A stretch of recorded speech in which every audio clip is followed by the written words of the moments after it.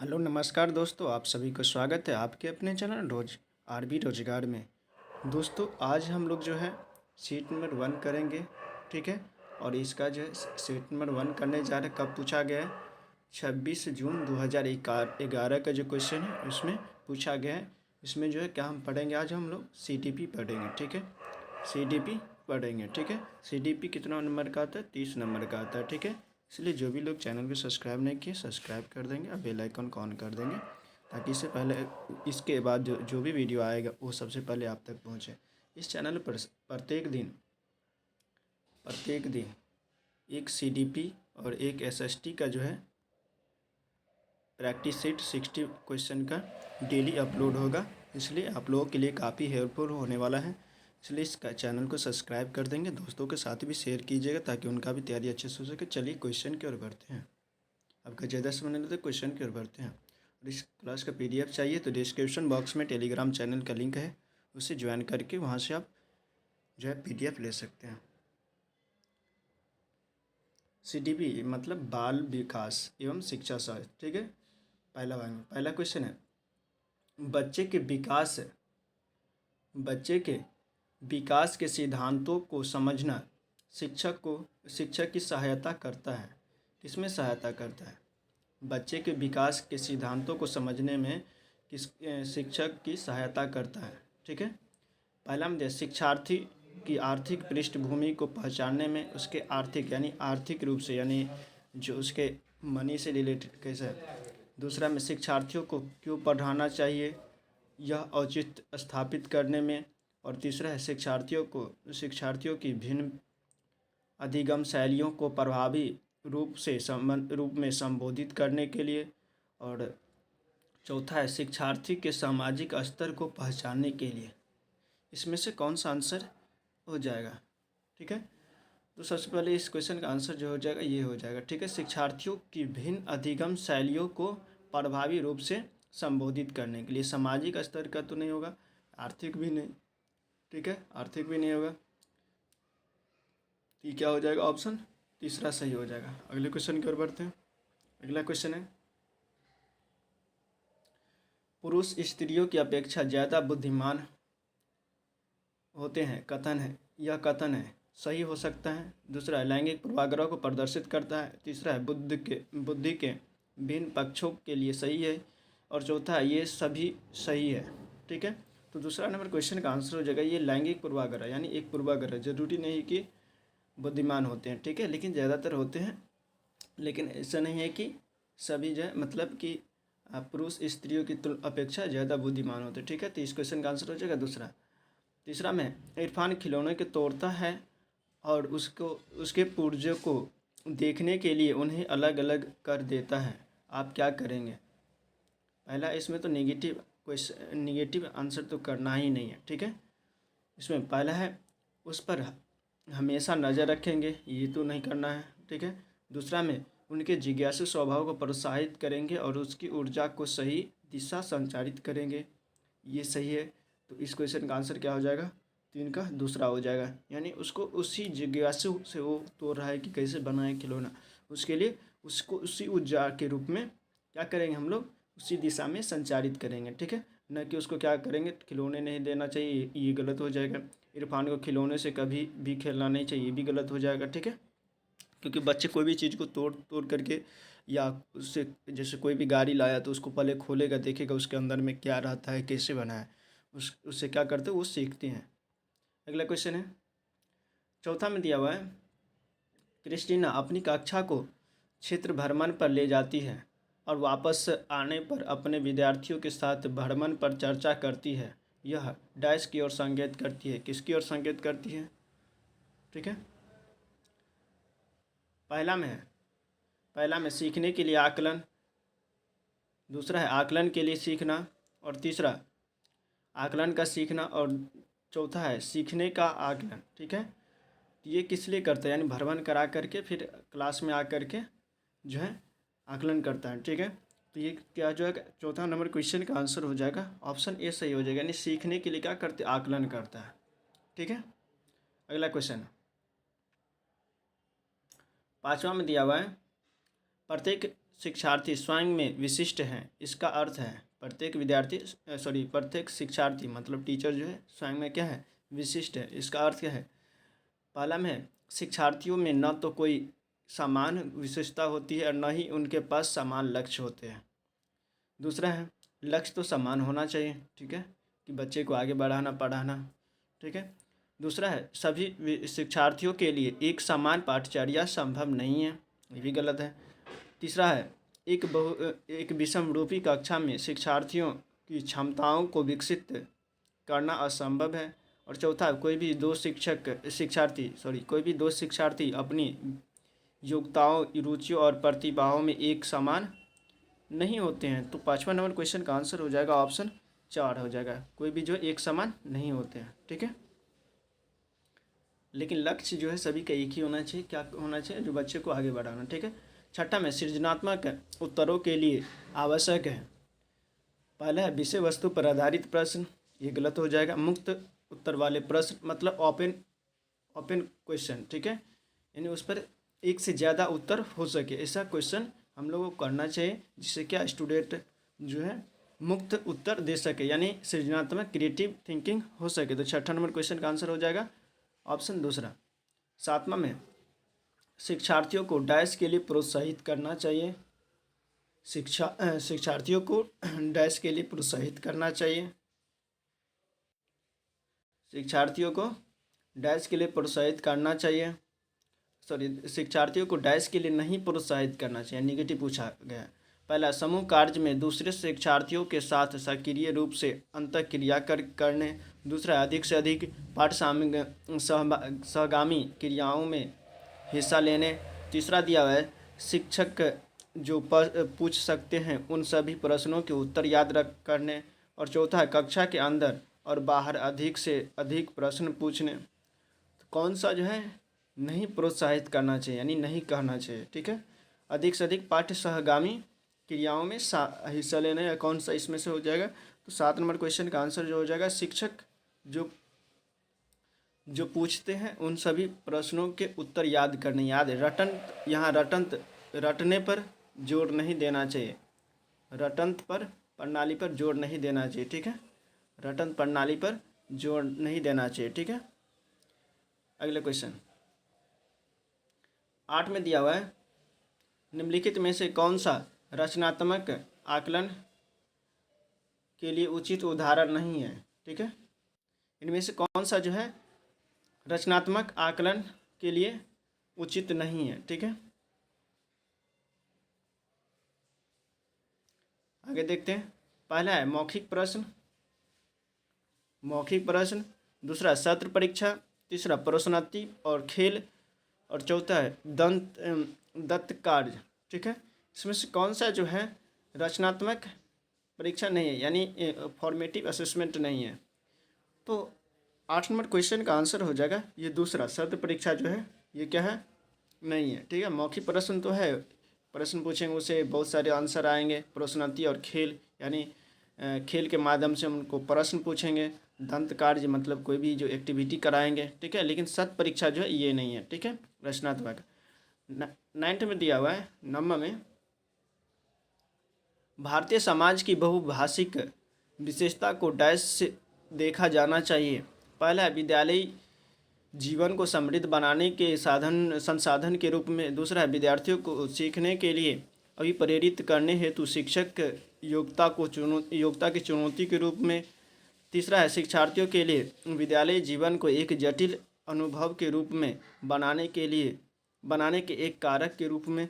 और चौथा है शिक्षण अधिगम प्रक्रिया में बाधा के रूप में। तो 9 नंबर क्वेश्चन का आंसर हो जाएगा ऑप्शन ए सही हो जाएगा, ठीक है। विद्यालय जीवन को समृद्ध बनाने के संसाधन के रूप में होना चाहिए, ठीक है। अगला क्वेश्चन 10वां में दिया हुआ है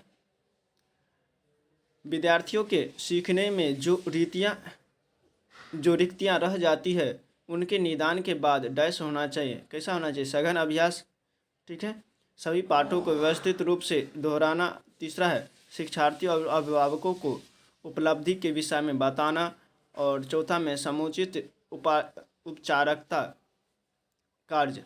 तो 10वें नंबर क्वेश्चन का आंसर हो जाएगा ऑप्शन डी हो जाएगा समुचित उपचारकता कार्य। ठीक है, बाद में ऐसा करना चाहिए। 11 में दिया हुआ है सबसे अधिक गहन और जटिल समाजीकरण होता है, कौन सा होता है? किशोरावस्था के दौरान, दूसरा है पूर्व बाल्यावस्था के दौरान, तीसरा प्रौढ़ावस्था के दौरान, और चौथा है व्यक्ति के पूरे जीवन में। ये तो नहीं होगा। सबसे जटिल कौन सा होता है?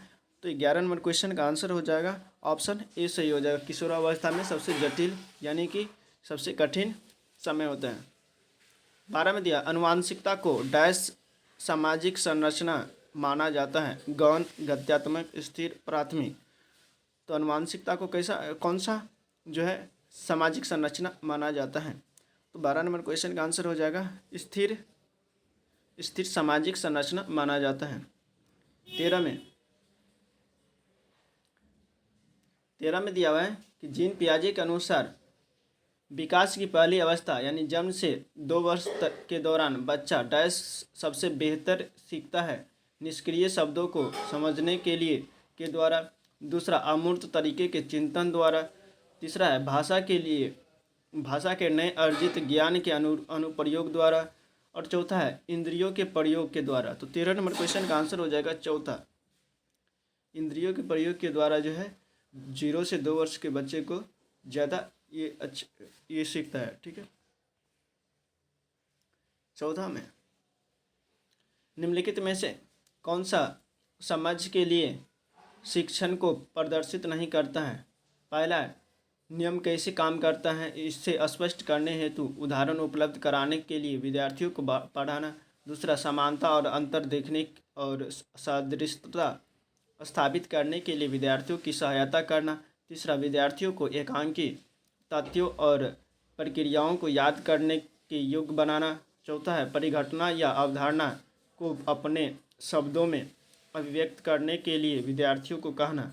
तो 14 नंबर क्वेश्चन का आंसर हो जाएगा ऑप्शन 3 हो जाएगा। ठीक है, विद्यार्थियों को एकांकी तथ्य और प्रक्रियाओं को याद करने के योग्य बनाना, ये नहीं करना चाहिए।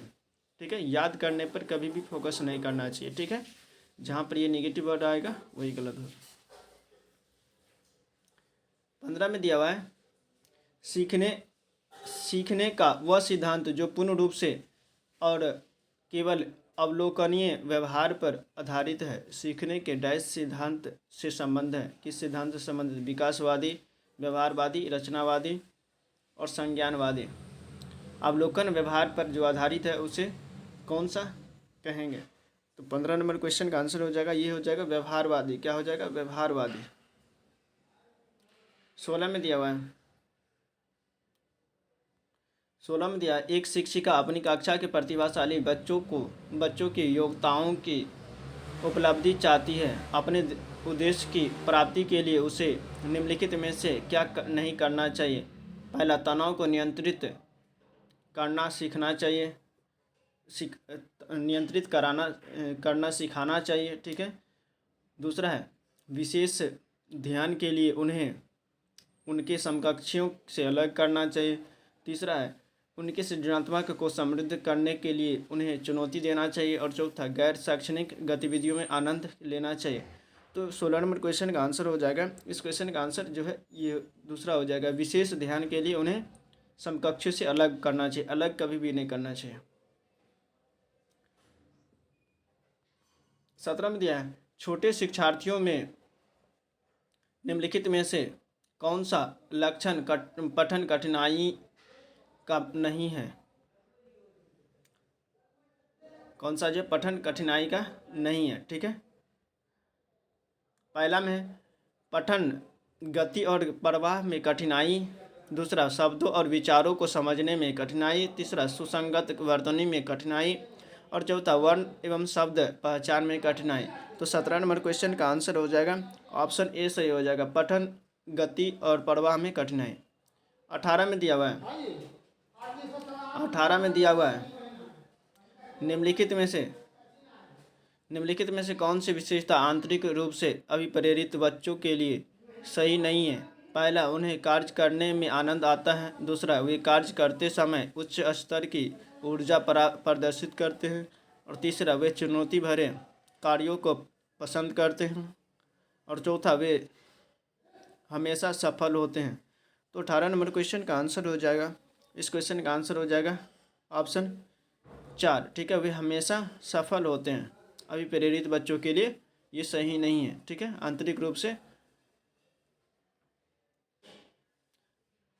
अगला क्वेश्चन 19 में दिया हुआ है, शिक्षार्थियों का आत्मनियमन की ओर संकेत करता है। शिक्षार्थियों का आत्मनियमन डैश की ओर संकेत करता है, किसकी ओर? विद्यार्थियों के व्यवहार के नियम लिए विनियम बनाना, और दूसरा है विद्यार्थी निकाय द्वारा बनाए गए नियम विनियम, और तीसरा है स्व अनुशासन और नियंत्रण। चौथा में अपने सीखने का स्वयं पर्यवेक्षण करने की उनकी योग्यता। तो 19 नंबर क्वेश्चन का आंसर हो जाएगा ऑप्शन 4 सही हो जाएगा, अपने सीखने का स्वयं पर्यवेक्षण करने की उनकी योग्यता। 20 में दिया हुआ है, निम्नलिखित में से कौन सा कथन सीखने के लक्षण के रूप में नहीं माना जाता है? पहला, सीखना कुछ ऐसी चीज है जो कुछ अनुभवों के परिणाम स्वरूप घटित होती है। दूसरा, व्यवहार का अध्ययन सीखना है। दूसरा, अनअध्ययन भी सीखने का एक हिस्सा है। चौथा, सीखना एक प्रक्रिया है जो व्यवहार में मध्यस्थता करती है। तो 20 नंबर क्वेश्चन का आंसर हो जाएगा ऑप्शन दूसरा। ये जो है गलत है, व्यवहार का अध्ययन सीखना, ये गलत हो जाएगा। 21 में दिया है, सिद्धांत के रूप में रचनावाद। पहला है, दुनिया के विषय में अपना दृष्टिकोण निर्मित करने में शिक्षार्थी की भूमिका पर बल देता है। दूसरा, सूचनाओं को याद करने और पुनः स्मरण द्वारा जांच करने पर बल देता है। तीसरा है, शिक्षा की प्रभुत्वशाली भूमिका पर बल देता है। और चौथा है, अनुकरण की भूमिका पर केंद्रित है। तो 21 नंबर क्वेश्चन का आंसर हो जाएगा, ये पहला क्वेश्चन आंसर हो जाएगा, दुनिया के विषय में अपना दृष्टिकोण निर्मित करने में शिक्षार्थी की भूमिका पर बल देता है।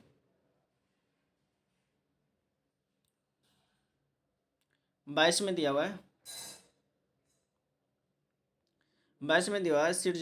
सृजनात्मक शिक्षार्थी वह है जो डैश मतलब क्या होता है, बहुत बुद्धिमान होता है या परीक्षा में हर बार अच्छे अंक प्राप्त करने के योग्य होते हैं। तीसरा है, पार्श्व यानी लेटरल चिंतन और समस्या समाधान में अच्छा है। और चौथा है, ड्राइंग और पेंटिंग में बहुत विलक्षण है। तो सृजनात्मक जो है कैसे होते हैं?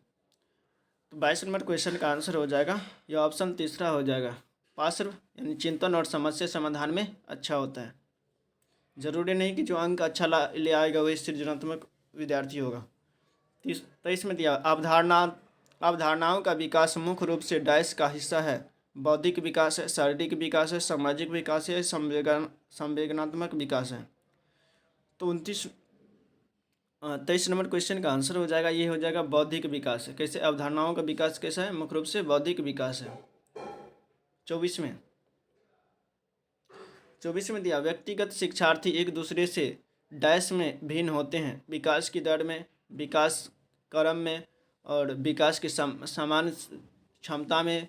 और चौथा है, वृद्धि एवं विकास के सिद्धांतों में। तो 24 नंबर क्वेश्चन का आंसर हो जाएगा ऑप्शन ए सही हो जाएगा, विकास की दर में भिन्न होते हैं। व्यक्तिगत शिक्षार्थी एक दूसरे से विकास की दर में भिन्न होते हैं, क्रम में नहीं, क्रम एक ही होता है, विकास की दर में भिन्न होते हैं। 25 में दिया हुआ है कि बच्चे के उचित विकास को सुनिश्चित करने के लिए उसका स्वास्थ्य शारीरिक विकास एक महत्वपूर्ण पूर्व आवश्यकता है। यह कथन है, पहला गलत हो सकता है क्योंकि विकास नितांत व्यक्तिगत मामला है। दूसरा सही है क्योंकि विकास क्रम में शारीरिक विकास सबसे पहले स्थान पर आता है। तीसरा सही है क्योंकि शारीरिक विकास के अन्य पक्षों के साथ अंतर संबंधित है। चौथा है गलत है क्योंकि शारीरिक विकास के अन्य पक्षों को भी किसी भी प्रकार से भी प्रभावित नहीं करता है। तो 25 नंबर क्वेश्चन का आंसर हो जाएगा ऑप्शन 3 सही है क्योंकि शारीरिक विकास के अन्य पक्षों के अंतर संबंधित है। 26 में दिया हुआ है, मानव विकास कुछ विशेष सिद्धांतों पर आधारित है। निम्नलिखित में से कौन सा मानव विकास का सिद्धांत नहीं है? पहला है अनुक्रमिकता, दूसरा सामान्य से विशिष्ट, तीसरा है प्रतिवर्ती और चौथा निरंतरता। तो 26 नंबर क्वेश्चन का आंसर हो जाएगा, इस क्वेश्चन का आंसर हो जाएगा प्रतिवर्ती। ये नहीं होगा, विकास का सिद्धांत नहीं है। 27 में दिया हुआ है कि निःशक्त बच्चों के लिए समेकित शिक्षा की केंद्रीय प्रायोजित योजना का उद्देश्य है डैश में निःशक्त बच्चों को शैक्षिक अवसर उपलब्ध कराना। पहला है विशेष विद्यालयों, दूसरा मुक्त विद्यालयों और तीसरा है ब्लाइंड रिलीफ एसोसिएशन के विद्यालयों और चौथा है नियमित विद्यालयों। तो 27 नंबर क्वेश्चन का आंसर हो जाएगा चौथा हो जाएगा नियमित विद्यालयों। 28 में दिया हुआ है निम्नलिखित में से कौन सा कथन सीखने के विषय में सही है? पहला, सीखना उस वातावरण में प्रभावी होता है जो संवेदनात्मक रूप से सकारात्मक हो और शिक्षार्थियों को संतुष्ट करने वाला हो। ठीक है, तो 28 नंबर का यही क्वेश्चन आंसर जो है पूरा फिट है। दूसरा में सीखने के किसी भी चरण पर सीखना संवेदनात्मक कारकों से प्रभावित नहीं करती, ये तो गलत हो जाएगा। सीखना मूल रूप से मानसिक क्रिया, ये भी गलत हो जाएगा। चौथा में बच्चों द्वारा की गई त्रुटियां यह संकेत कराती है कि किसी भी तरह के सीखना नहीं होगा, ये भी गलत हो जाएगा। 29 में मूल्यांकन यानी इवैल्यूएशन, मूल्यांकन का कौन सा मुख्य उद्देश्य होना चाहिए? पहला, शिक्षार्थियों की उपलब्धि को मापना, दूसरा यह निर्णय लेना कि क्या विद्यार्थी को अगली कक्षा में प्रोन्नति किया जाना चाहिए, तीसरा सीखने में होने वाली कमियों का निदान और उपचार करना चाहिए मूल्यांकन या इवैल्यूएशन में, चौथा में शिक्षार्थियों की त्रुटि निकालना तथा उनकी उपलब्धि मापना। 29 नंबर क्वेश्चन का आंसर हो जाएगा ऑप्शन तीसरा सही हो जाएगा, सीखने में होने वाली कमियों का निदान और उपचार करना चाहिए। 30 में दिया हुआ है शिक्षार्थी जो पहले सीख चुके हैं उसकी पुनरावृत्ति और प्रत्यास्मरण में शिक्षार्थियों की मदद करना महत्वपूर्ण है, क्योंकि पहला में नई जानकारी को पूर्व जानकारी से जोड़ना सीखने को समृद्ध बनाता है, दूसरा पूर्व पाठों को दोहराने का यह एक प्रभावी तरीका है और तीसरा है यह शिक्षार्थियों की स्मृति को बढ़ाता है जिससे सीखना सुदृढ़ होता है और चौथा यह किसी भी कक्षा यानी अनुदेशन के लिए एक सुविधाजनक शुरुआत है। तो 30 नंबर क्वेश्चन का आंसर हो जाएगा ऑप्शन पहला हो जाएगा सही यानी ए। ठीक है, चलिए दोस्तों 30 क्वेश्चन हो चुका है। CDP का क्लास था, फिर कल इसका क्लास आएगा। जो भी लोग नए चैनल पर जुड़े हैं चैनल को सब्सक्राइब कर देंगे, बेल आइकन को ऑन कर देंगे। ठीक है, प्रत्येक दिन इस चैनल पर 30 क्वेश्चन आएगा और SST का भी आएगा। चलिए दोस्तों, क्लास को पूरा वॉच करने के लिए थैंक यू। जय हिंद, जय भारत।